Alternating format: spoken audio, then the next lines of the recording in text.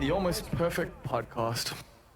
Welcome to the Almost Perfect Podcast, a celebration of fuck-ups, failures, and falling flat on your face. This is a podcast that believes you can learn from experience, but that experience doesn't have to be your own. Ha, I'm but perfect, and I'm a functional fuck-up. Let's learn from somebody else's mistakes. And today we're learning from Annie Brookstone. Now, according to the bio she sent me, Annie Brookstone is a former magazine boss type and current freelance writer and editor who has recently moved from Cape Town to Berlin. She's lucked out into watching porn, smoking weed, and masturbating, and then also getting to call it research. When she's not writing about sex, cannabis, or travel, her interests include getting tied up, learning how to fight the biggest guy in the room, and snacking. She's also cuck at wearing clothes. So that is who we have on the podcast today, Miss Annie Brookstone. And Annie is someone who I have followed online for a very long time, probably about 8 or 9 years now. And we met up once in Cape Town. We had a brief chat and it was cool. And other than that, I just know her through the internet and I just know her through her writing, which I really, really enjoy. And I'm just going to say it 1 minute 21 into the podcast. Her piece on anal sex is one of the best, pieces of writing I've read. Personally, you have to go read it to understand, but it resonated with me really hard. It was just this deeply personal take on her first time having anal sex. And, you wouldn't expect something like that to be something that you resonate with. But that's the way Annie writes. And she can write in a lot of different ways and has taught me and a lot of men and a lot of women a lot about sex over the years. So, yeah, we talk about sex, baby. And we talk about weed. And we talk about Brazilian Jiu-Jitsu. Or as I annoyingly call it multiple times throughout the podcast, Jits. And that's because my friend Mitchell Harper, who has been a guest on this podcast, he calls it Jits. And so it's put it into my brain. So if you hate me calling Jiu-Jitsu Jits, blame Mitch. And go listen to that podcast as well. It's quite a fun one. And yeah, we chat about the relationship between being tied up, between Jiu-Jitsu, how those things tie together and are different, and how they relate to writing and how they don't relate to writing. And yeah, man, this is just a really interesting conversation and one I'm so grateful we get to have. In general, I'm just grateful for Annie's work, because I've learned so much from it, and also I just think it's important for the general public, I guess, to have these people who champion alternative causes, I guess, alternative lifestyles that aren't that weird. It's not that different. It's just sex. It's just being tied up. It's just being spanked. It's just some kinky shit, yo. And, having someone like Annie being, yo, this is the kinky shit I'm into. And this is what that's like. This is what the reality of it is like. This is what that experience really feels like, emotionally, physically. This is, the lived experience of it all. And yeah, just to me, I find that incredibly valuable. And so, once again, I'm really, really stoked that I have Annie on this podcast and we get to chat about the things we chatted about. And especially because you need to chat about anything other than the shit that's going on in South Africa and around the world right now. I'm on a good path right now. I'm getting into the Stoics at the moment, which is a bit weird for me because I always used to kind of hate them. I always used to be what is it, Seneca, do your job without whining. And it's but that's how you get exploited. But these days I'm kind of I'm just going to do my job without whining. If I'm getting exploited, obviously I'll speak up and be yay. But in general, I'm going to just do my thing because, it's crazy out there, man. surfers are trying to have their long surf to freedom. I'm just like, what are you doing? Like, I thought you guys were meant to be chilled, you know? I thought surfers, out of everyone, like in, you know, the subgenres of white people that would be out there protesting right now, I did not think it would be the surfers, you know? I don't even know who I thought it would be, but like, definitely not the surfers. And then there was that yoga woman. Yo, she looked like, it was funny, man. She looked like a Mortal Kombat character. I was like, damn, like she can do the scorpion pose. I shouldn't be testing our material on you guys, especially when it's not properly written. But like the thing is, like with yoga, you can do it inside. Like you don't have to go outside. And also, doesn't it teach you to be chilled? Do not do surf. But is that the thing? Are people like freaking out because they don't get to do the thing that chills them out? Maybe. I don't know anything though, I'll tell you that much. So me, I'm just gonna keep doing my thing. And my thing that I'm doing at the moment, one of the things that you might know about, you might have seen on the social medias, is I am writing an animated TV show with Sheldon Benston. And it's called Super Delinquent Squad. And Kayla Archer has been doing the artwork for it. And that is on the internet now. Some of it. You can see a sneak peek. There's still... the journey, like the road is long, you know? And it's going to be quite some time probably before the show gets made, even if it does get made, but pretty good chance we're going to get a pilot made. So from there, we need to try and sell it. It's a process, but it's a process I'll keep you informed on as time goes on. But yeah, go check out the socials for Super Delinquent Squad. Well, my socials, and you can see the Super Delinquent Squad. You can meet Joy and Kerry, who are pretty fun characters to write, and who are some pretty bad girls, who just, you know, I'm like, we'll chat as time goes on. The other thing I'm doing is almost live. This is a live. Okay, the last one did not hit the mark for it at all, because the whole thing is meant to be like a short, deep dive on one particular aspect of someone's career, whereas this is meant to be like a long form, free flowing conversation about someone's whole life. So, like, the last one I did was with Nas Hussein, who we do the Anti-Film Film Club, and who's also been a guest on this podcast a while ago. I chatted to him, and we did like a pretty long, almost live, but going forward, they're meant to be like these 20 minutes long, deep dives on a particular aspect of someone's career, and you can check that out on YouTube. That's at 7 o'clock every single Tuesday night. And if you are a patron over on patreon.com, you will have seen some of the branding that we're not working on, that Louis de Villiers is working on, and I'm chipping in a little bit with my 2 cents here and there. But yeah, Louis de Villiers, also ex-guest of this podcast, is working on some branding for Almost Live and for the Almost Perfect podcast, which you'll get to see soon. But if you're a patron over on patreon.com/almost perfect, you can see some of that for yourself right now. And speaking of Patreon, yes, that is what I was speaking about. Patreon.com/almost perfect. There is a tier there. It's the $10 tier called the Titular Titles tier. Yes, it's exactly what it's called. And we've got 3 people at that tier. Now, if you're at this tier, not only do you get an Almost Perfect mug when I'm legally allowed to get mugs made, you will also get to have a shout out on this podcast and pick your title.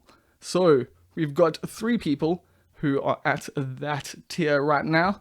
Firstly, we've got King Julian, so shout outs to King Julian. We've got Chief Sales Officer of Subtle Heresies in the Greater Overberg region, Rousseau, so shout outs to Rousseau. And then we've got His Excellency President for Life, Field Marshal Stephen Olivier, VC, DSO, MC, Lord of all the beasts of the earth and fishes of the sea, and conqueror of the British Empire and Africa in general, and certain parts of KwaZulu-Natal in particular. Or something slightly less pretentious like executive producer. So shout outs to those 3 people. I'm a big fan of your work. And in terms of your work, I mean, I'm a big fan of your money. So thank you very much. You're definitely helping make this podcast better. And yeah, you're helping make it Almost Live a thing. It should look pretty different on this coming Tuesday. I've got a whole weekend to learn some things and to improve some of my skill set. And yeah, hopefully on Tuesday, Almost Live is going to look a lot different than it has over the last few weeks. And going forward, thanks to Louis de Villiers, both this podcast and Almost Live are going to look really, really slick. But that's enough about the podcast. That's enough about me. That's enough about the craziness of the world. Let's talk about sex, baby. Let's talk with Annie Brookstone. So how are you living, Annie Brookstone? I'm gonna go with good, all things considered. Yeah, not I bad. like that. It's weird times, and I think as a person who like is kind of like I've been up in my own head most of my life anyway. This is just like on the one hand, I'm like, fuck, I should be writing a book, and on the other hand, I'm like, fuck, I'm never gonna write again.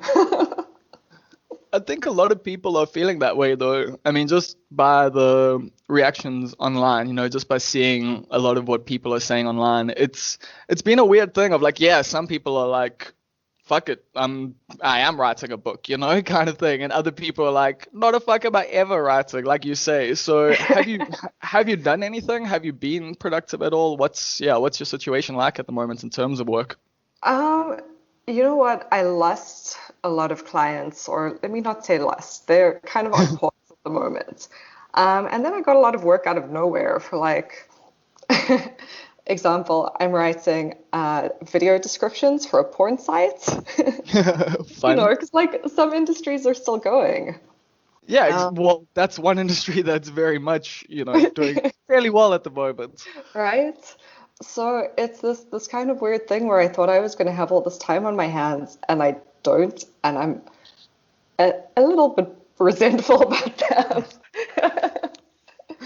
It's like whilst everyone else is like posting about their Animal Crossing and stuff like that, you're actually doing like copywriting essentially. Exactly. Like everyone's watching, like baking banana bread, and I am like watching porn videos for work.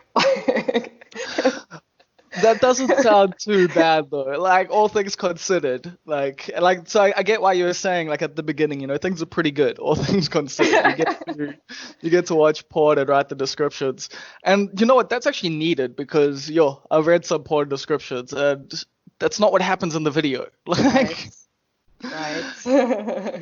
yeah, you're someone who's been on that smut train for quite a long time though. Like, I mean, smut is, a general term for all of it. True, I'll accept that. But train could have the wrong connotations.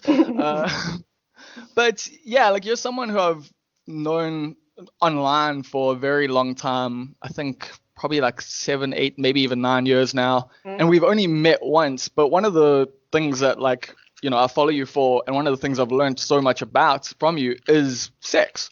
Like that is sex and weed are probably like the two things that like I would say you're most well versed in. So I guess we could go to the beginning. And how did you get into writing about sex and writing about weed? Because those are things that weed these days is easy to write about, but sex is still a little bit taboo sometimes. But when you started, it was a completely different scene.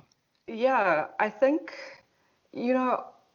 obviously, I want to say obviously I've always been interested in these things because everyone's fucking interested in It's sex and weed, yeah. Everyone is interested in sex, everyone's interested in drugs. And I think, being in the South African media at the time, and I had been a magazine editor for 6 years, and then I went freelance. And which magazine were you editing? So I edited a bunch of custom publications, and the most kind of recent one, and when I say recent, I mean I left in 2013, but that was Obrigado. Oh, cool. For Vita, yeah. Yep. And like Obrigado, I think was like my first taste of a magazine that like, or like content where, and where I had some freedom, and it was like quite cutting edge at the time. I mean, especially for a South African publication. And one that was attached, like you said, to a coffee brand there. Yeah. No. Yeah, Yeah. yeah, yeah. But we had like quite a lot of freedom with the content. I think, I mean, insofar as anyone can have freedom with their content when you're also trying to appeal to advertisers and, you Yeah, know. but the advertising industry, like, has always got its mavericks and its bad boys and people who like that sort of thing. Exactly. There's an image within the advertising community that you can advertise to, even like through that. Exactly. And then, I mean, eventually I left Obrigado after about 2 years and had decided that I was done working full time. I was done with an office job. I mean, I had also started editing magazines when I was like fucking, I don't know, 23 or something, something crazy like that. And I just felt, particularly in the context of our media, that like I was already editing the magazine that I liked the most. I could only move sideways. Wow. So, so I Weren't there any decided, other publications coming in? Like, I know Vice was coming in like at that point, and like there were other magazines that were doing some pretty good content. Like, wouldn't you have wanted to go to Cosmo I or mean, something like that? there were magazines doing good content that had no budget, or there were magazines that had money and shit content. Um, and yeah, like I think like a lot of shit in my life had changed at that point, and I just was like, Being an I editor's hard. yeah, and I was like, I feel no, it's not that it was hard though. That's the thing. Really, like I hated managing lots of people. Like that's the thing that I I, don't enjoy. But I like the content side of it. I like the planning, like everything out. I just wish I could have had someone else managing the people. I Like, I loved managing people. I loved organizing shoots. The thing that eventually got me was that thing that I was talking about, especially it was a magazine that was funded with advertising only. yeah. So in the end, it became like this kind of battle every time we were talking about the content for the next issue of like me versus the ad sales guys. And I'm going like, this is like a youth culture magazine. I am, 20 something years old. I think that like my voice has got to be surely louder and more relevant than yours, 40 something year old white ad salesman. Um, yeah, and it just got to a point where I felt that I didn't want my name attached to something that was starting to feel a bit like an advertorial to me. That totally makes sense. Like I'm like just judging from how I know you. And so you were like, cool, I'm done with Obrigado, Yeah, freelance life. Here we come. yeah. I was like, cool, I'm gonna go freelance. I put like a tweet on Twitter and I was like, hey, I freelance now.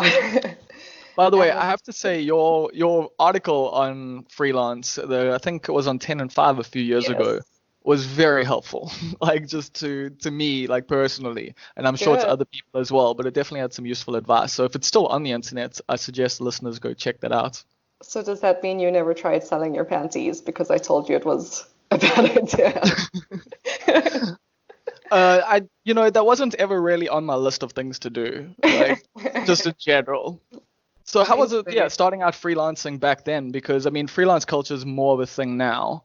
Like just in general, we've moved to the gig economy more hectically. But once again, when you started out, it was a different ballgame. I think I was super lucky in that I'd been in the industry for 6 years. People knew what I was doing. People knew my name. I never had to hustle. I never had to send somebody an email and be like, "Oh, hey, I'm Annie Brookstone, and I'm a writer and I'm looking for work." Like that just never happened. People reached out to me, and it was awesome. Which is kind of also how I got into the sex writing gig. So I had mentioned to an acquaintance working at FHM at the time, like kind of as a joke, that I really wanted to be a sex writer. That was my next thing. Um, and maybe a few weeks later, they contacted me and they said, "Okay, now's your chance." I spoke to Brendan Cooper, the editor, and we want you to write a sex feature for us. So What? So what? Yeah, what went through your mind then? Like, were you like, I don't know enough, or like, how do Oh I write no, this, I was a or what giant was slut. I knew enough. okay?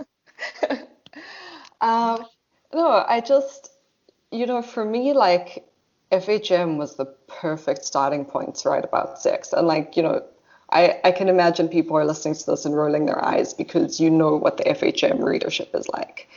And I was just like, I was FHM readership at one point, and those sex columns gave good advice sometimes. Like genuinely, there's things I remember from then that girlfriends have been thankful for, like 10 years later. So sure, but I think the thing is they also sometimes gave really bad advice. And like yes, that is but the thing.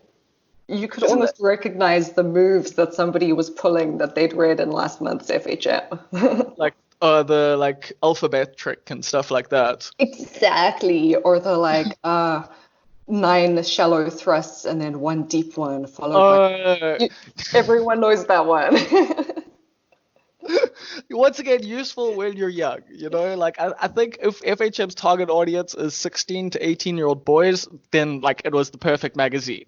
But once you were a bit older than that, like the information definitely wasn't that useful.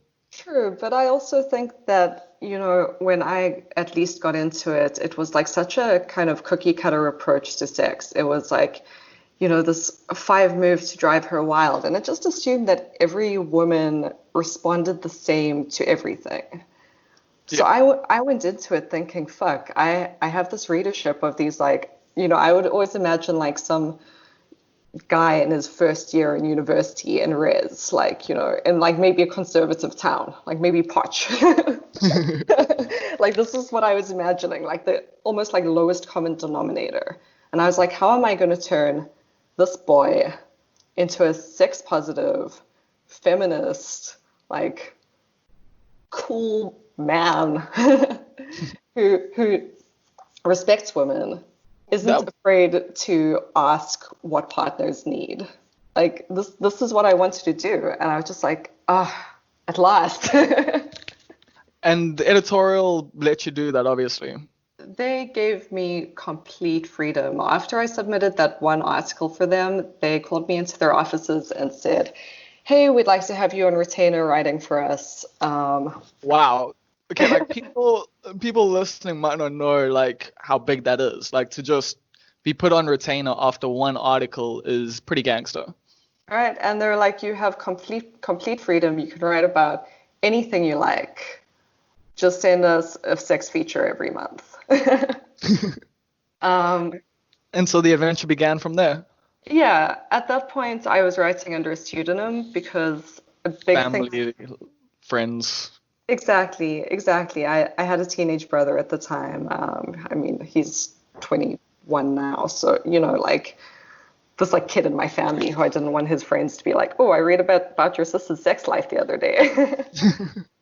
Was that And a concern early on? Like, what were the concerns early on when you started out sex writing? Because obviously it's an interesting thing to put yourself out there in that way.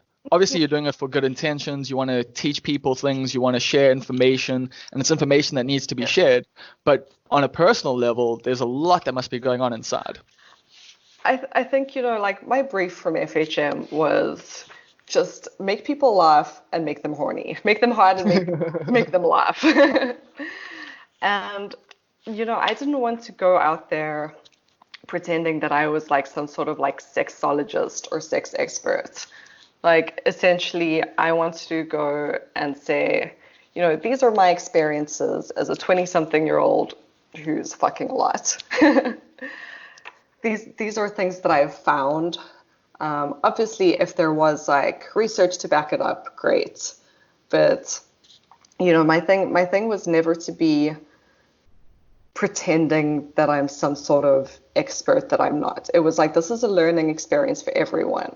So here is something I've gone through, and this is what I've learned from it, and what you could possibly learn from it.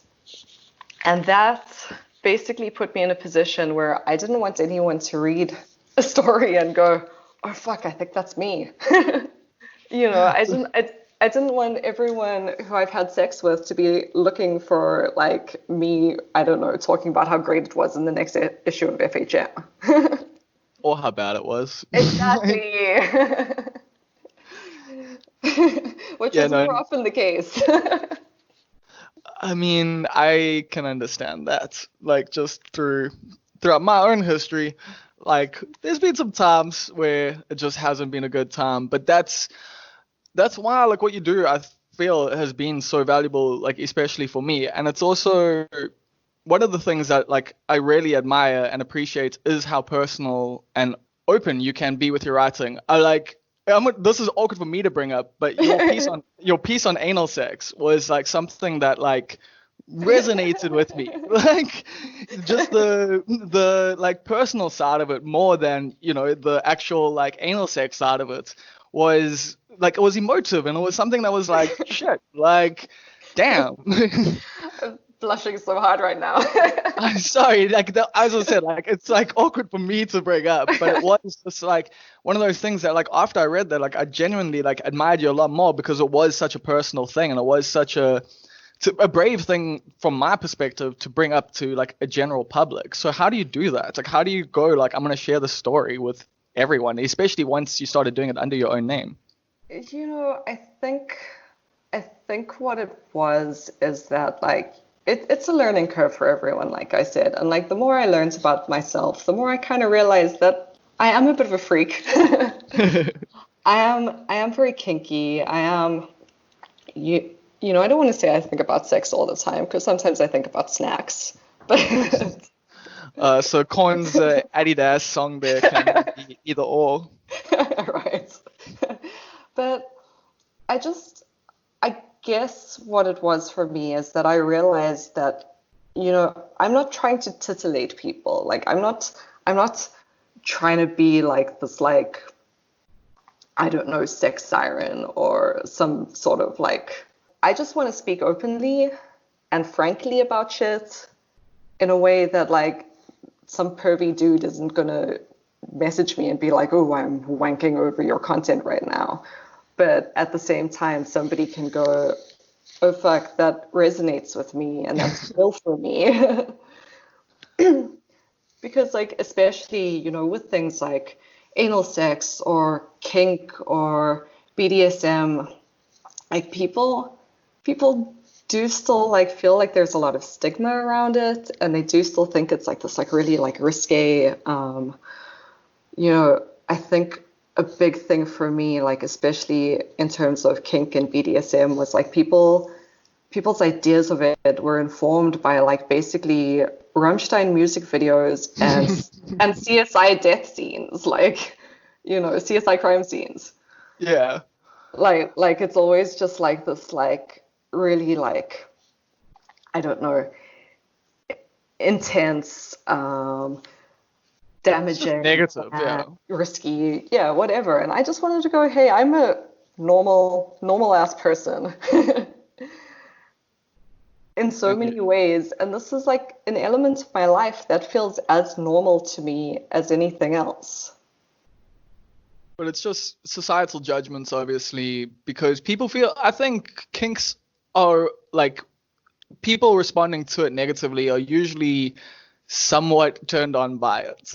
Like, that's my understanding of things, and they don't know how to, bring it up within themselves almost. It's like people don't know how to deal with like how uncomfortable some stuff can make them, like, and how, yeah. No, I completely agree with you. And I think for me, when I had decided that, I wanted to use writing about sex to kind of like normalize things, and I don't want to say educate people, but, make people think critically about it and actually make decisions and not just like default to whatever normal is, default to whatever feels most acceptable. And I think doing that behind a pseudonym kind of reinforces that idea that there's something to be scared of. So what was the thought pattern of going, I'm no longer going to use a pseudonym? Because I remember like reading something, I can't remember which piece it was in, but you did mention stuff about like your dad essentially, you didn't necessarily want him to know Yes. what you were writing about, and like, Uh, I think at some point, especially with like my Instagram becoming more kinky as I was exploring those aspects of myself. Like at some points I was just like, everyone knows. Everyone knows that this is what I am like. And nobody has been shitty to me. Like nobody who I know and respect has gone, are you sure you want to be doing this? Are you sure you want to be talking about these things? Like everyone is just so encouraging and so positive and so grateful. Yeah, because we don't have to do it. Like you're the one like that's, putting themselves out there so that we don't have to. And I don't want to pretend that it's not scary sometimes. Like I do have these moments where I'm like, fuck, what if I lose all my clients and like somebody, I don't know, Googles me and sees that I'm talking about being tied up and then it's just like, do I want to? Doesn't that just give you like more credence though? Like to a lot of what you write about. I know it's not all you write about. I know you write about a wide variety of things. When I was Googling you, I saw you do some listicles and that as well. So yeah, like I know it's not all you write about, but it is obviously quite a big part. I do also think though, at the end of the day, like, and this is speaking about writing in general, is that people want good writers. They're not so much concerned about the name behind the writing. They just want good content.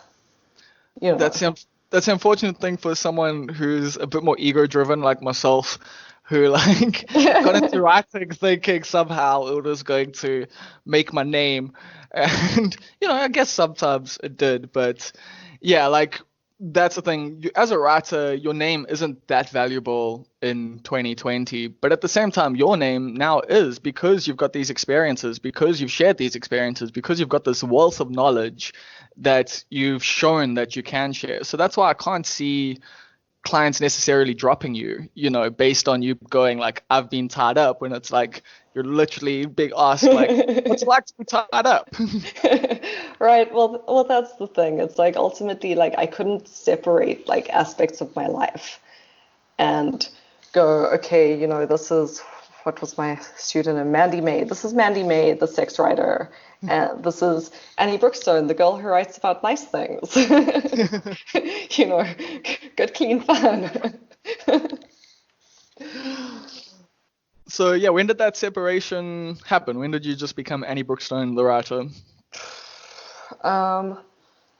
Gosh, I don't even remember. Like, I think it got to the point where, like when I went into sex writing initially, like I didn't take it that seriously. Oh, no, I don't want to say that. It's more that like it was fun. Yeah, it was a bit of fun. And then I started like reading back on the shit that I wrote and I went, wait, this is like good. This is good and I'm proud of it. And even though, I don't know, somebody might be blushing to read it, like I feel like I'm saying something important, and why am I saying it as this made up person? Like I believe in it strongly enough to put my name behind it. And yeah, like I can't say exactly when it was, but it was when I'd been doing it a while, and I just went, you know what? Like this is fine. People can know it's me. Exactly. And since then, have you found your career's flourished? Like it's kind of made you who you are now. Like in like from my outside perspective. So I'm just talking as someone who knows you from the internet, who follows you on Instagram, and like I read your work in that. Annie Brookstone is now Annie Brookstone. Like you are your own brand. Like instead of doing this whole, and I hate using a word like brand, but you know what I mean. You've worked in advertising. I think yes and no. I've always been busy. Like, work has never been slow for me, no matter who anyone thinks I am. Because like again, people want good content. Yeah. I do think that like a lot of what I'm working on now is stuff that I am personally interested in. If I can. You're writing for Kush Kush. I think that's the name of the site, right? Yes. So yeah, like that, I write about weed, which is amazing. And, so cool again to take like another topic that really has been like under discussed or just like really glossed over on like the most basic level. Or And just discussed in circles like where the discussion isn't that interesting. Like exactly. like stoner culture in general is being portrayed pretty badly in the media, and that's because stoners have been the ones portraying it a lot of the time. But it's cool, like your piece Hmm. on the greener sex, I think was what it was called, Yes. like was so Yes. dope, like in so many ways. It was just like both personal and well written, full of information, full of like just stuff I didn't even know beforehand. And like I love weed, so this was like, yeah, it was really cool to learn from that. Yeah, and I think it's also just like, especially with topics like, weed or sex, like you don't want to be preaching to the choir. Like for me, it doesn't help if I imagine that the people that I'm speaking to are, already sex positive or are already stoners. Like the point is to They're be just gonna agree. more inclusive with everything, and to go, even if you don't understand why I do this thing, like to build a level of acceptance or normalizing, like that's still important. And I think that was really nice with Kush Kush, is that there's like this whole new market of people kind of getting turned onto weed for the first time without it being demonized and not knowing where to start and not knowing their place in it.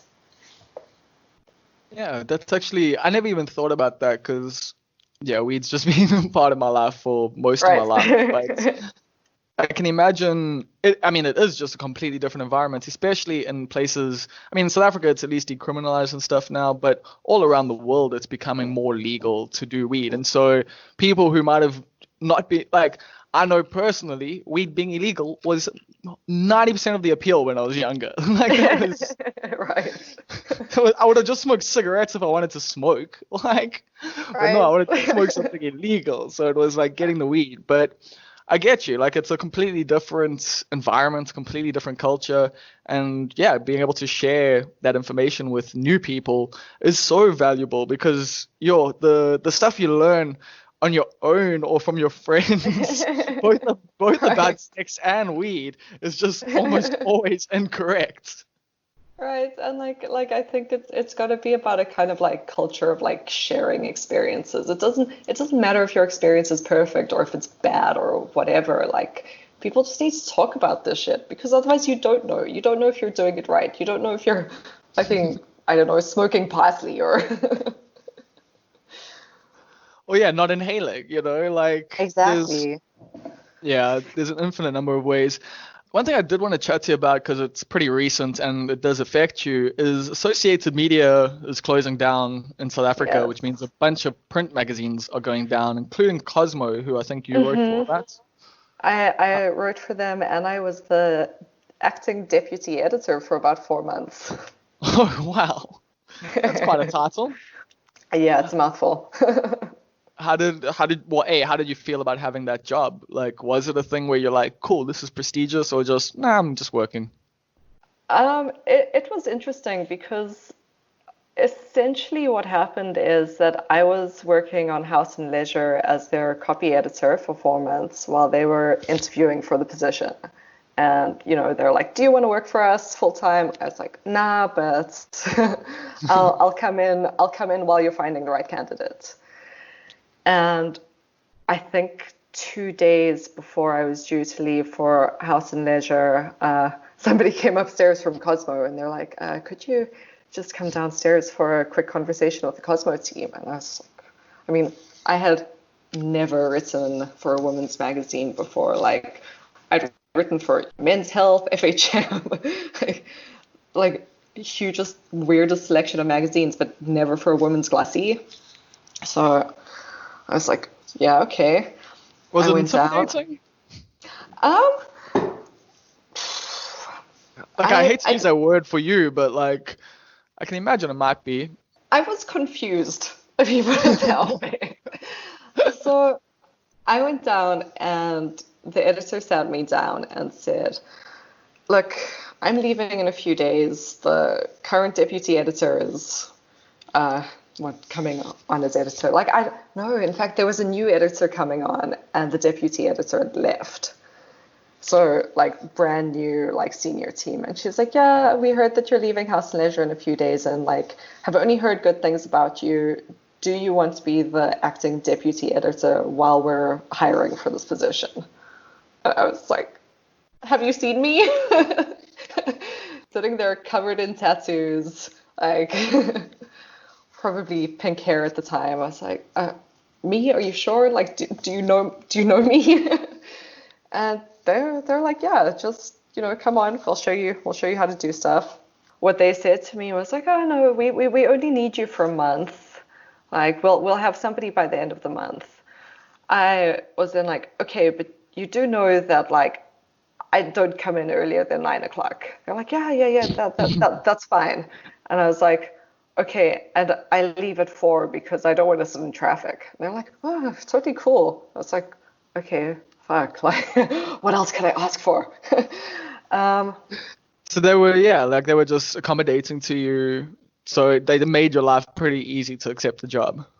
They did, and I think, because I had this, like, very strong idea about what a women's magazine was like, I had never engaged with them that much before. Like, the last Cosmo I had read was, when I was a teenager. Yeah, And I also read Cosmo as a teenager because, like, friends, girlfriends would have them, and you read them because they've also got sex tips and right, stuff. And exactly. I mean, what are but you reading for? it's very different. Um, And also, Cosmo, like, when you're younger, has a lot of hot girls in it. Like, genuinely, like, it's a woman's mag, but it's got the same, like, woman in it as the men's mag. Like, and fewer men. Like, Men's Health has more, like, staunch bodies in it than Cosmo does. So if you're a young boy, Cosmo made a lot of sense. But yeah, so Cosmo, you were writing for them. They brought you on as the deputy editor for a month, and then it went on. yeah, and then, I started getting towards the end of the month, and I was like, so have you guys found anyone yet? And they're like, oh no, we're still interviewing. I was just like, oh fuck, this is how they trap you. But, the amazing thing was that in the time that, since I'd last really engaged with a women's magazine, like, a lot has changed, and, like, there is, like, this, like, real need to be more aware and more woke, so to speak. And, like, I would say, pleasantly surprised. It was very different to what you imagined. Yeah, I mean, I wouldn't say very different, but quite different. Were you Um, expecting it to be more like appealing to the puppies kind of thing, or I, I, who I did you think the guess, target market was, like, going in? I mean, I still think it's the same target market. It's kind Okay. of like young women 18 to 25, but, like, an 18-year-old now is so different to what I was like at 18. Yeah, I can't imagine, like, what it must be like to be 18 these days. Just Right? I remember being 18 and just being, like, stoked on the amount of information I had access to because of the internet. But Mm-hmm. this was, when we had MySpace. Like, that was it. MySpace, we had Merc, we had some ways to communicate with people, but, we would log off and go home. Like, these days, there's no logging off. Exactly. And I just think, when I was 18, even if I thought that I don't know, I thought I was so grown up or whatever, like, the words didn't exist that exist now that, like, shape your world. Like, you Yeah. know, like, it's just amazing how non-critical and I don't want to say stupid because, I'm sure 18-year-old me had Some good ideas. some some good ideas, but yeah, like, I mean, there's so, like, obviously some version of that person still, around today. Like, oh, for, I look back at for I sure. look back at 18-year-old me, and, like, I'm like, yeah, you're an idiot, but, like, more and more I'm, like, forgiving him. Like, I'm just like, you weren't that much of an idiot. You're kind of on the right path. You were, these things you were all right about, so that's cool. You're wrong about all that shit too, but, 50-50, not too bad. So Well, exactly. And I guess like, looking at like the content that is like focused on like young people these days. I mean, even if you look at Teen Vogue, what they do is incredible. Yeah, no, Teen Vogue's like one of the like wokest mags out there. Like it's Right? incredible. Right. So I guess like, I ended up working on Cosmo for 4 months because that's, I had to like give them an ultimatum eventually and be like, guys, like you need to hire someone. I Um, really am just here temporarily. right. Right. Like I ended up working at Associated for 8 months in a row. What was meant to be 1 month. But that's cool though. Like, I mean, it's cool that your life is like that and that you've structured it in a way. Like listening to you talk, some people must be so jealous. Like, I can only imagine, like being able to tell Cosmo, like, I'm only coming in at 9, I'm leaving at 4, and they're like, yeah, that's cool. But Look, it's it was. through over a decade of experience. Like you've put in the work. You've gained experience in so many different fields. You've built up a name for yourself that they Look, can do that. Like, and you can ask for that. I I also think it never hurts to ask, right? Like Yeah. I'm pretty cheeky in that way that like, even if I think somebody's not going to go for something, I'll just put it out there. The worst that can happen is they say, "Nah, it doesn't work for us." Yeah. That's fair. One thing I wanted to chat to you about though is Brazilian Jiu-Jitsu. You used to do jits, right? Yes. Do you still do it? Well, I not haven't not picked right now, obviously. Like that would be a bad idea.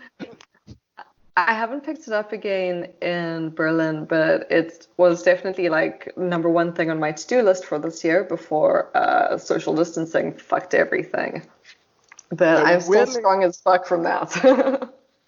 yeah, weirdly enough, it's the thing I'm like after social distancing, like maybe next year or whatever. Like it's the thing I want to do now. Like this isolation has really made me realize like that is something I want to learn how to do.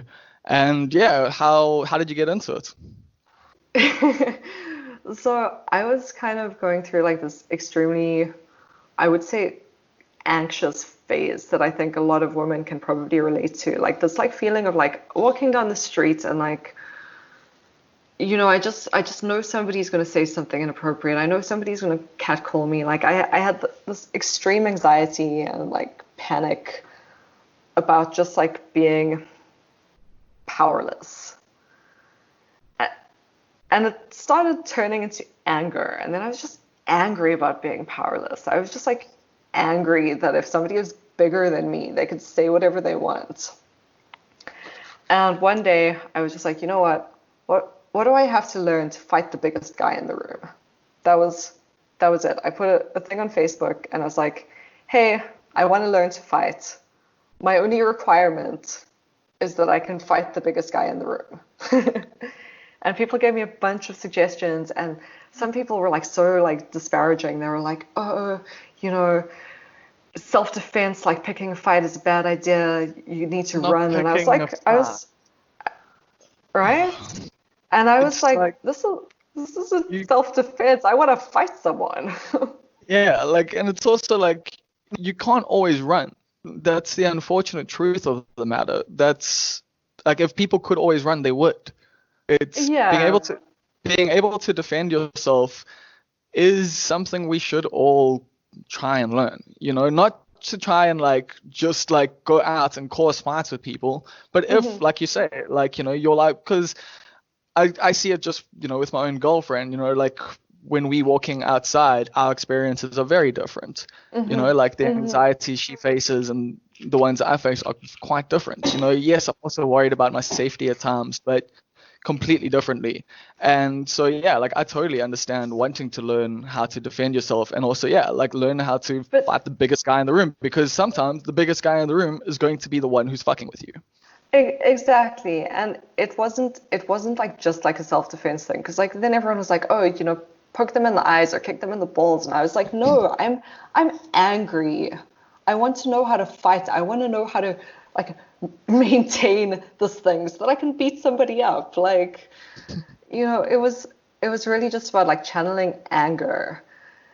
And I remember the first place where I started training, I sent them an email saying that I want to learn Brazilian Jiu-Jitsu, and like, I don't know, I'm a little bit nervous about it because I'm a woman and I'm probably older than everyone in the class. I assume And they told you were perfect for it.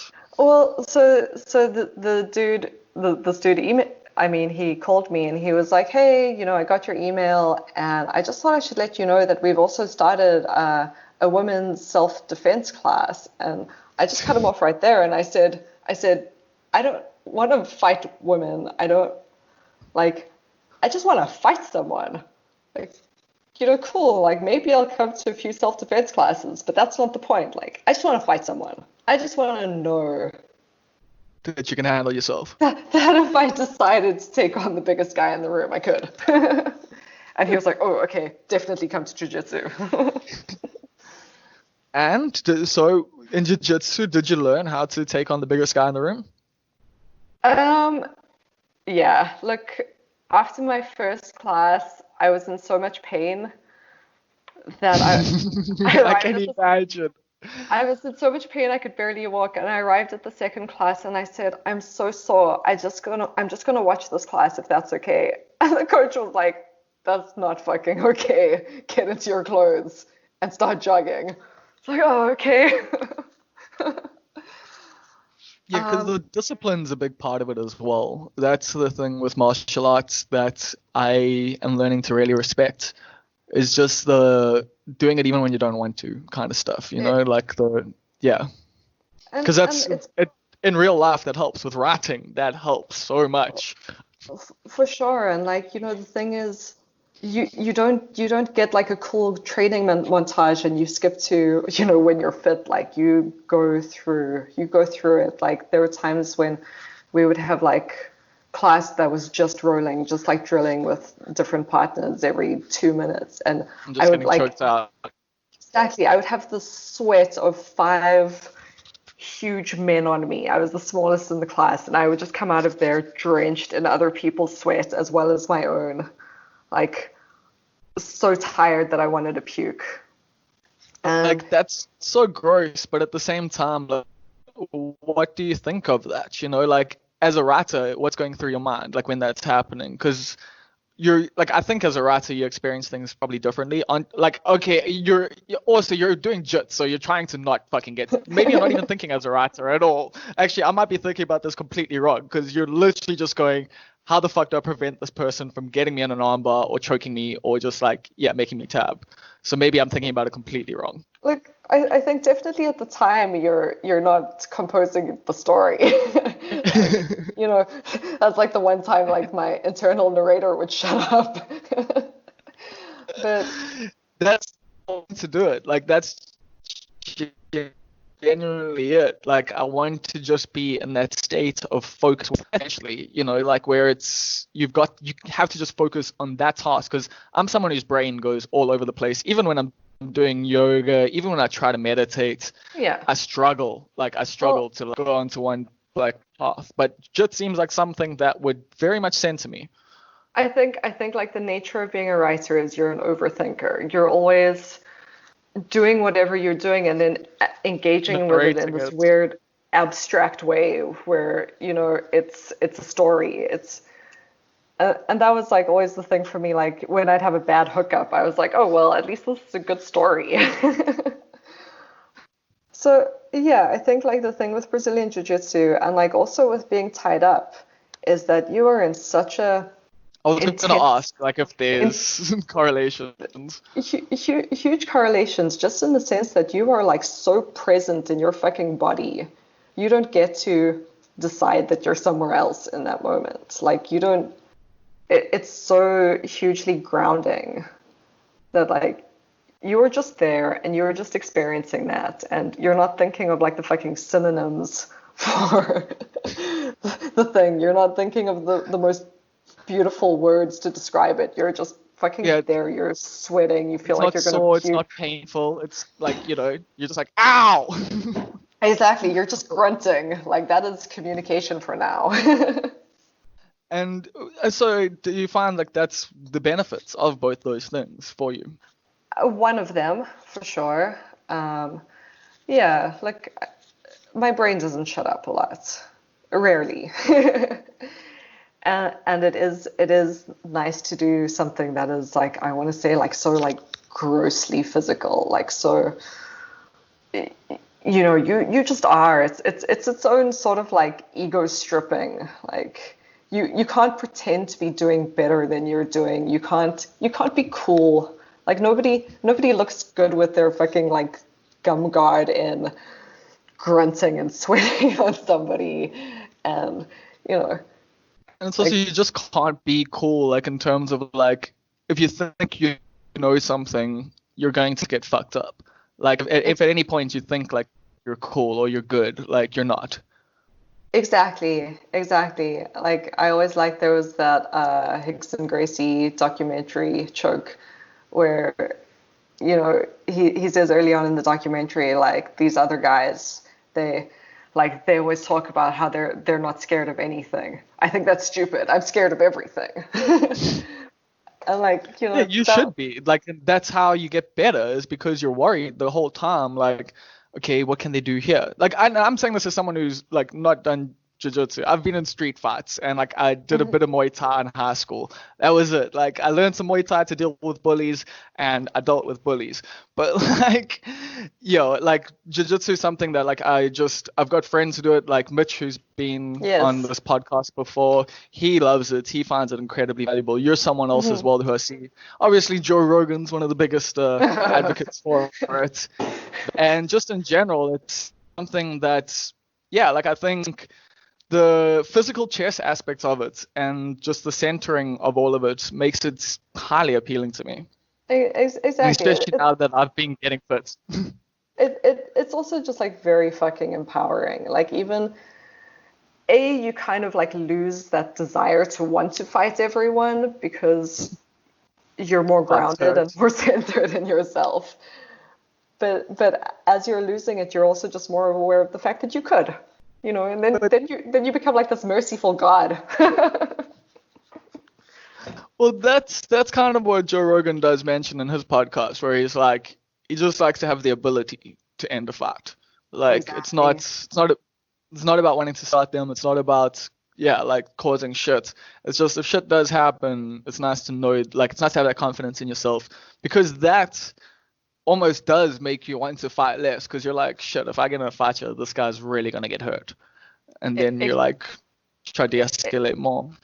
Exactly. And like what I always noticed in class is like the people who came with like egos and people who were just like fucking like balls, balls, bags of testosterone. Like I don't know. There were a few like shit people and they didn't last because For them. it wasn't what they needed. It did kind of demand like a huge level of respect for like the person that you're fighting ultimately, and did demand like dedication and time and effort, and like they just wanted to fuck someone up. They ended up going to MMA. And I mean, like, yeah, like MMA has some of those aspects, and you can like be good at MMA. I'd say you'd have to have some jiu-jitsu in you, but yeah, the more striking based ones are for different people. Like, Hmm. and trust me, you still got to be thinking. Like, boxing and kickboxing are both incredibly technical sports. Like, you're still going to Hmm. lose. You can't, like, you might want to go in and fuck somebody up, but if that person knows how to do the thing that you think you're trying to do, you're not gonna have a good time. Like, it's just, yeah. Exactly, and like that's also what I liked about jujitsu is it was essentially developed for like smaller people to fight bigger people. Like it's not about how heavy you are, it's not about how strong you are. Like you got to be tactical. So you'd recommend it, obviously, to other people. Yes, everyone. Absolutely, everyone should go do it so they can learn. And yeah, well, once we can with CoVV. But what are your plans going forward? Because I know you say your life isn't that different, other than losing some clients, picking up some clients. You're still writing, you're still staying inside. Actually, what's Berlin life like for you? Walk me through an average day when it's not like, COVID-19 situation. How's it different to Cape Town? How's the adjustment been? Like I guess that I left Cape Town for kind of like the same reasons that I left a full-time job. Like, I felt like I'd been in it, I knew it. It was a lot like high school. And, my plan was never like move to Berlin. I was just going to travel. And, I sold everything until the point where everything that I owned could fit into 2 suitcases. I do have a European passport, which obviously made it super easy for me. And yeah, like acknowledge that I'm fucking privileged there. I sold everything that I own essentially to buy tickets to a few places, and I planned 4 months of traveling, and then I was like, when I start getting to like the end of that, I'll figure out the next thing. As I was traveling, I was also just shedding shit because like 2 suitcases is still a fuckload when you're catching Yeah, flights to travel with. Right. I'm So a I was, backpack kind of guy. Like that's it. Like I'd hate picking up a suitcase at the roundabouts and stuff. I always have anxiety that my stuff's gonna get lost or like right? broken or anything. So like as much as I can, like I'll try and fit everything on my back, but that's not always possible, obviously, especially with traveling around Europe. But also, it was like this point where I'm in places that are not English speaking and I don't know where I'm going half the time and I'm in a rush to catch a train and like now I'm rushing with 2 huge fucking bags. It was just like I felt like they were like 2 unruly dogs that I was dragging around. And I was like, okay, I just want one unruly dog. Um, and I got to Berlin. I had a month here planned. At the time, I had been approached by Google Play Music to interview for a job there, which would Casual.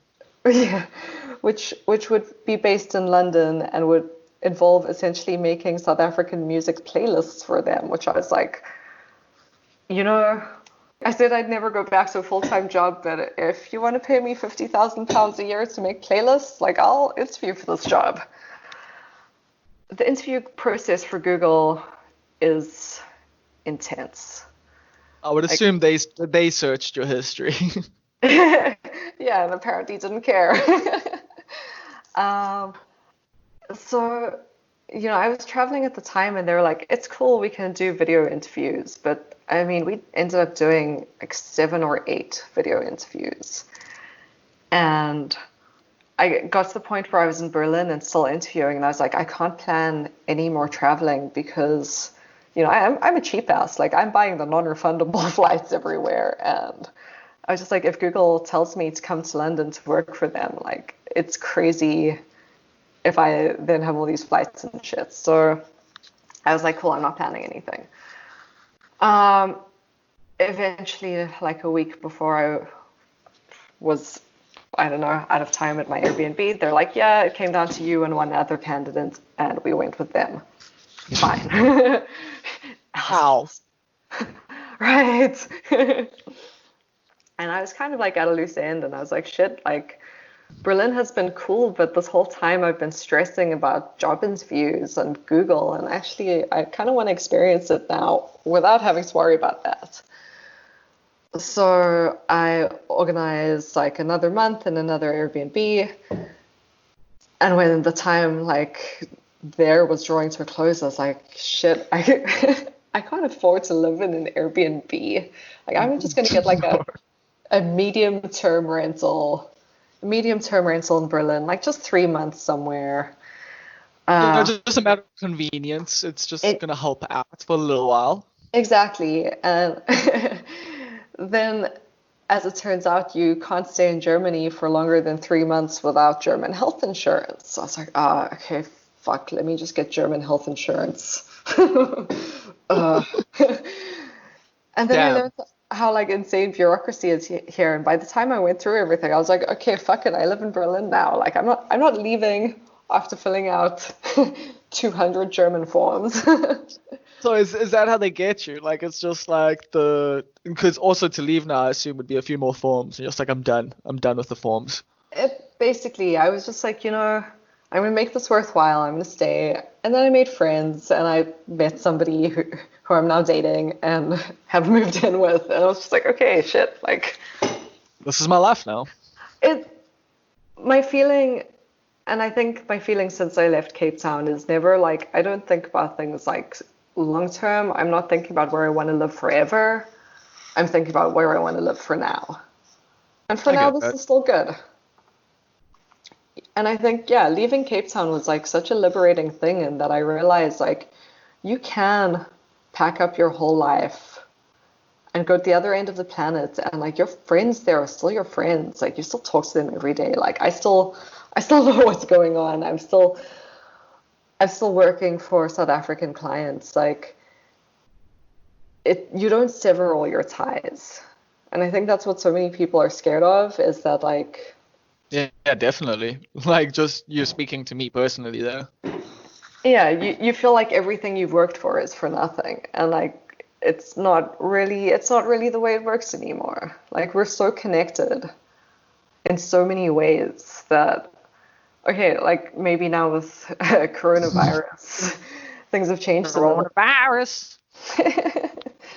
But yeah, I kind of, my old life and my new life, kind of the transition was way less scary than I expected, and the things that were hard were not the things that I expected. Okay. But sorry, to get back to your original question, living in No, like I Berlin. like that. Like no, like that's really useful information, both for myself and I think for other people. Needed to be heard by some of us. I think on some level, like I didn't want to change everything. I just wanted to change some stuff. And Um, turned out you changed quite a lot. yeah, true. But I think, there was also a point in my life where I was so scared of change because it felt so threatening. And I think kind of like the same thing that I did with jujitsu is that like I was like, oh, fuck it, I'm gonna change first. Like change can't happen to me if I change first. Oh, one quick thing, like I just thought of now. Which came first, jiu-jitsu or roleplay? Um, I think, gosh, this is going to be a longer answer than you expect probably, but I think I don't like know. I think they might be related, so that's why I'm asking. I think with like kinky stuff, I don't want to say like I always knew that I was kinky. Like I feel like as a kid, it's not that I was sheltered, but I was very naive. Um, but I remember like distinctly fantasizing about being tied up before I knew what fantasies were and before I knew what sex was. Like Okay. I I I, I I would. I kind of remember that from the other angle, to be honest. Okay, right. So like you're like thinking about this thing and you have like this like funny feeling like between your legs and you can't really understand why you have like this like weird tingly feeling, but so I I guess like even before I was exposed to kink, like there was something there. When I became sexually active in my late teens, I I also became a goth at the same time, which really was like, you know, the perfect kind of subculture to explore my kinky side. Okay, fair enough. But my partner at the time was incredibly insecure and jealous, and we kind of got into like kinky stuff a bit. And then I was asked to do a photo shoot by a friend of mine, and it was like, I mean, you know what like Yeah, 19-year-old goth photo shoots are like. It was like very like yeah. alt model, like not Want to be Suicide Girls, but not quite. exactly not that sexy looking back on it. But he asked a friend of his who's very good at ropes to do some ropes for the shoot.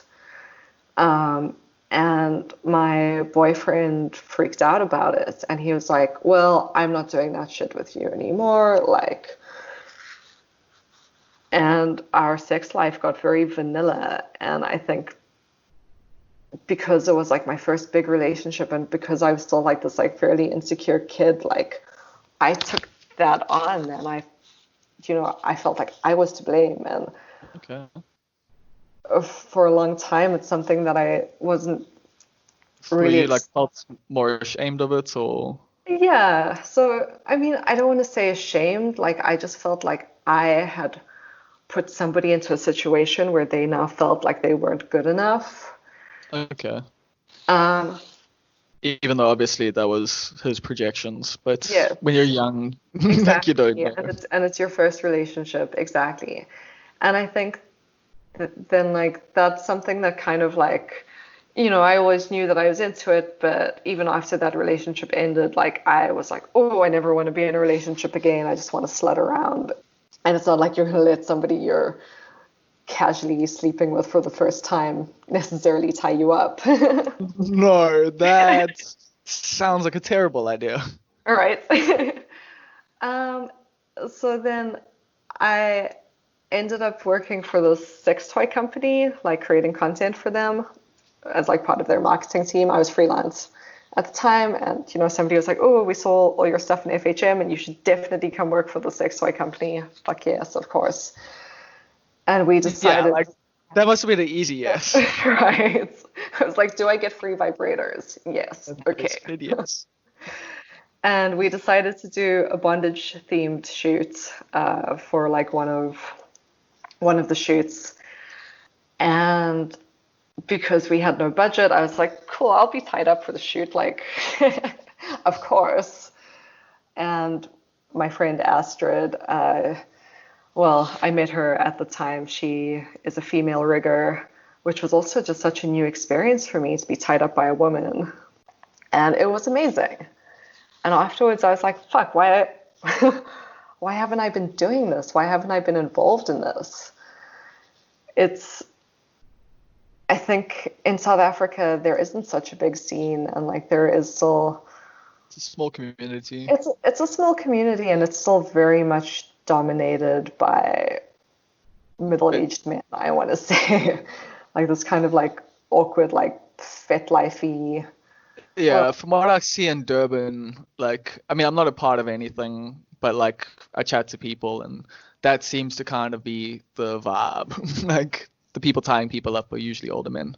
it has changed a lot in the like few years since I started getting into it, and I do feel like, at least in South Africa, like people like Astrid, I want to say like myself, like, who are open about it. We're kind of like first wave of people going, hey, we're talking about this thing. It's not to be outrageous or to like like this isn't about being the kinkiest or like the weirdest. We're just talking about it. It's bondage. It's just have a chat. And it has progressed the conversation forward. I mean, I know a younger woman in South Africa now who are also taking it up and also taking it forward and being open about, being kinky and stuff. And like, it's so necessary. Absolutely. And I think it just took like a few voices to just be like, I'm not doing this for the clout. I'm not doing this for to like date people. I'm not like I just want to talk about a thing. That I And enjoy. exactly, exactly. And I think, you know, when I left South Africa, it was also like I just wanted to find bigger kink scenes and like more people that I could talk to about this stuff. And like now, when I look at like how the scene is progressing there and how much more open people are and how much more inclusive it is, I'm like, fuck yeah, like this is actually amazing. So is Europe like the stereotypes that you hear, like in terms of being sexually open and that? Is it a lot more free than here in South Africa? Um, Berlin certainly is. Like I think there's definitely a kind of shamelessness that like even in Berlin if you go to the lake on a summer day like most people are naked and it's not it's not like a sex thing. A sexual thing. Yeah. It's just because people aren't ashamed of their bodies and they don't sexualize their naked bodies in the same way that. I kind of miss those days. We used to like get naked like as a group like at parties, and it was weird, but it was freeing, and it was like this cool thing to do, to just go, you know what, like fuck it, like it doesn't matter, like how I look right now is irrelevant, like I'm just enjoying myself, I'm just hanging out with people, and like trying to just absolve yourself of that judgment, both of yourself and of other people, is difficult in South Africa. Yeah, like I think, we need to detach ourselves from this idea that nudity equals sex. Thank you. Like that's the biggest issue that I've always had with it. It's just like, why can't we just fucking be naked and it not be weird? Like, why does it have to be this thing of like, now we gotta fuck, or now it's gotta be a weird sexual thing? Like, Right, yeah. exactly. I mean, it's just like the core of it is rape culture. Just like people going, oh, well, you were dressed like that, so clearly you wanted it. Yeah. And I think here there's like a lot less of that, which I think also makes the spaces that are more sexual, like, there are a lot of kink clubs that have dark rooms, dedicated to like if you want to go and fuck, you can go fuck. But it also like that idea of like detaching yourself from like nudity equaling sex, like also makes people in like those spaces more respectful because you don't just assume anything. Like, Okay. if somebody wants to come speak to you, like my experience is that they ask if it's okay. Like there's like a huge culture of asking for consent. And I think I don't it's know if South changing. African egos could handle that. Right? I just, no, it is exactly a thing about like you need to be okay with rejection. But that's something you actually kind of brought up earlier as well. Like, you're not scared to ask, like in general, like these days. I would assume that's also part of what the culture might bring to your external life. Like, where it is just a matter of like, well, the least I can do here is ask them. They say no, and then that's fine. Or they say yes, and we get to do the things we want to do. And like, I assume, like, whilst that relates to sex, it also relates to real life. Well, sex is real life, but you know what I mean. Yeah, I guess so. Like, I think that's also just like, I don't know, that's just growing up, is that like you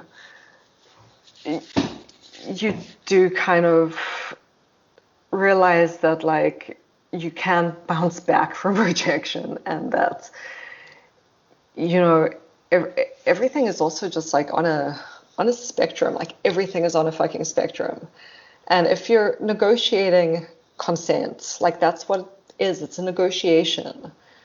Because one Okay. thing isn't okay doesn't mean another thing isn't okay. Like, the thing is Okay, I that was going to ask what you meant there, so yeah, thanks for clearing that up. like you're having conversations, whether you're having work conversations, whether you're having sex conversations, you're asking if something is okay. And the response that you get is invariably, that isn't okay. What about this? If nothing is okay, like you need to accept that too. Like it's just I guess the whole point is that it's not always black and white. And I think a large problem is that we do see it that way Yeah. without necessarily thinking about, where is this other person coming from? Like, why is this their answer? Why do I feel entitled to this? And maybe that's like the difference too, is that if I'm asking, I don't know, somebody for more money over the rate that they've offered me for work, like I can recognize why I feel entitled to that because I know what my work is worth, I know what industry standard rates are, etc. If I'm feeling entitled to somebody's body or to somebody's attention, like what right do I have? I mean, quite simply. But I don't know if many people break it down that way. Like it's more, I don't know.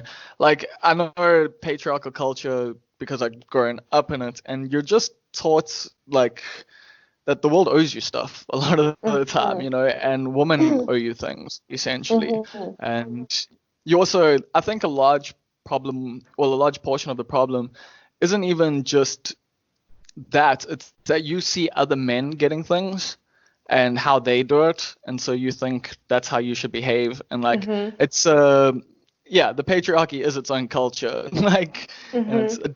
the most dominant one, and it's one that you don't even see, like when, well, you can't, it depends, I mean, it depends on where you are in the whole thing, but growing up, like there's so much stuff that you just don't see, and you just like, I know, like as a young man, like I definitely felt more entitled, to women Mhm. in general, and just being like, oh, why doesn't she like me, Mhm. like she likes that guy, but like, I've got all these things to offer, and you're just like, you're thinking about things in all the wrong ways.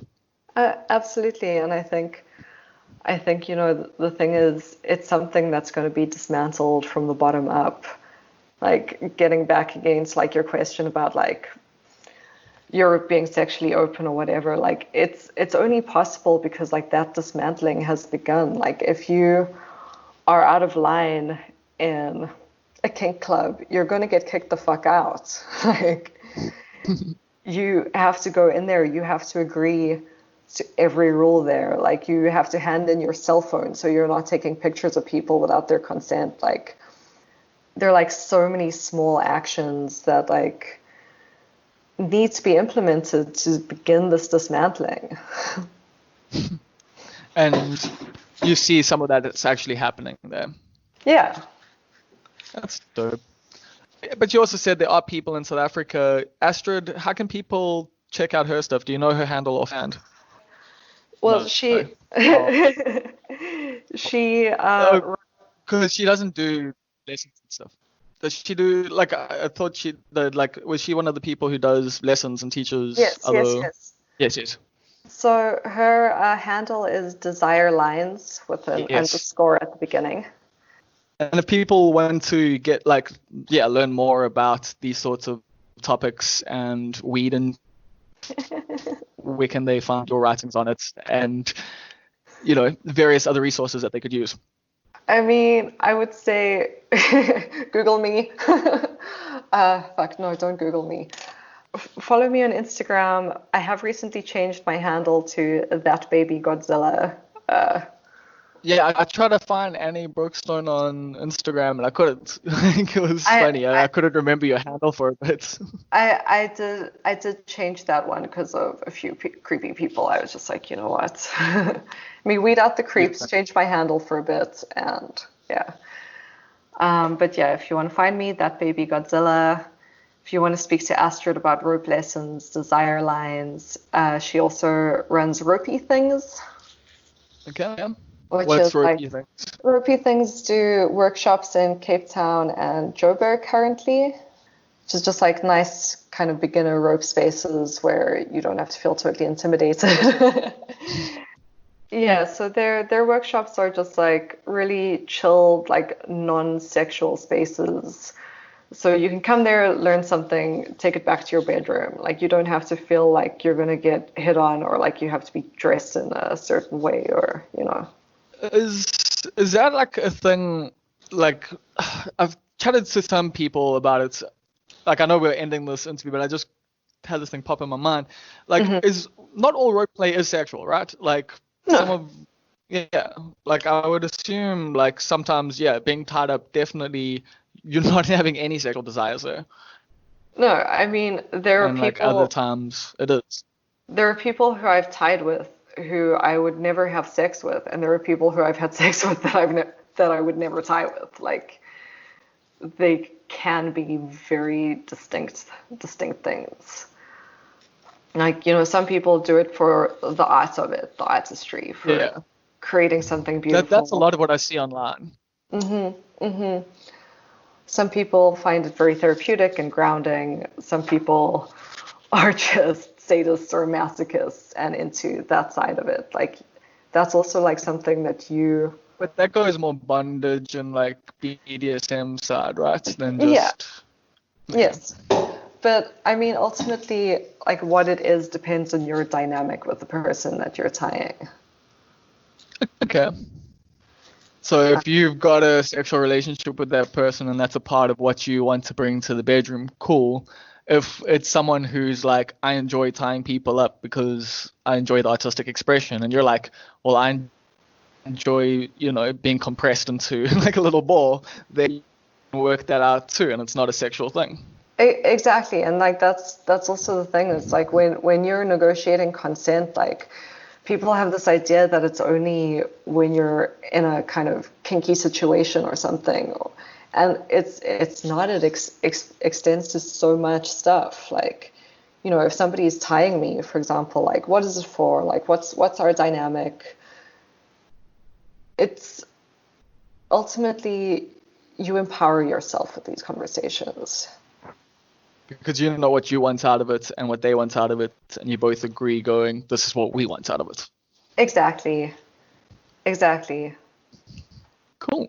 Well, thank you for all of this. I know, like, I've learned a lot. Like, that's why you've been on my list forever, but obviously this was a podcast where I'm meant to do them in person. And, I'm stoked we finally got to have this chat and, like, have this, episode of the podcast because I want dudes to hear it. I want, younger women to hear it. I want older women to hear it. I want everyone to just know the shit because I've learned, like I say, like following you online has been one of the best follows. Like in terms of sex writing, Stoya and you are like my go-tos. Like that's where like, yeah, like I Uh, like to like learn from other women. So you're you're totally making me blush again.